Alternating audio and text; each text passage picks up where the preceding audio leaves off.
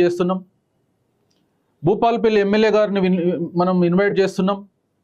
మరి వీరంతా కూడా కాంగ్రెస్ నుంచి ఎన్నుకోబడినటువంటి ప్రజాప్రతినిధులు, ముఖ్యమంత్రికి అతి సన్నిహితమైనటువంటి వ్యక్తులు, వారందరినీ కూడా వేడుకుంటున్నాం.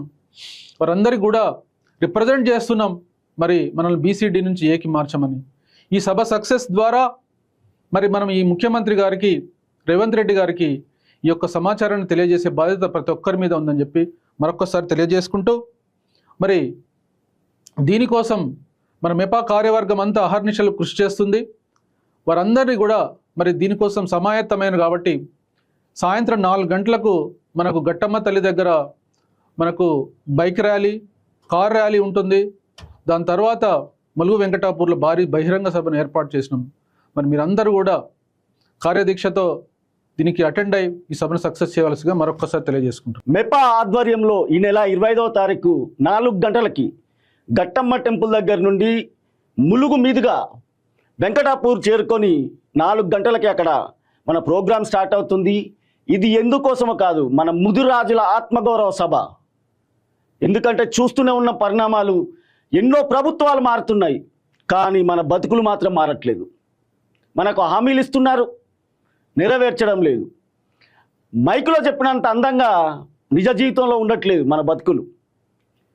మన రాజులం పేరుకి, కానీ కింద చూస్తే బిలో పావర్టీ లైన్ కింద ఉన్న వాళ్ళు చాలామంది ఉన్నారు. ఈ రోజుకి గుడిసెల్లో అన్నం లేకుండా బతికే జాతి మనది ఉంది.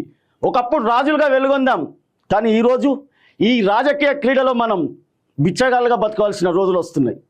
వాళ్ళు ప్రతి వాడు మాట ఇస్తున్నాడు వచ్చి.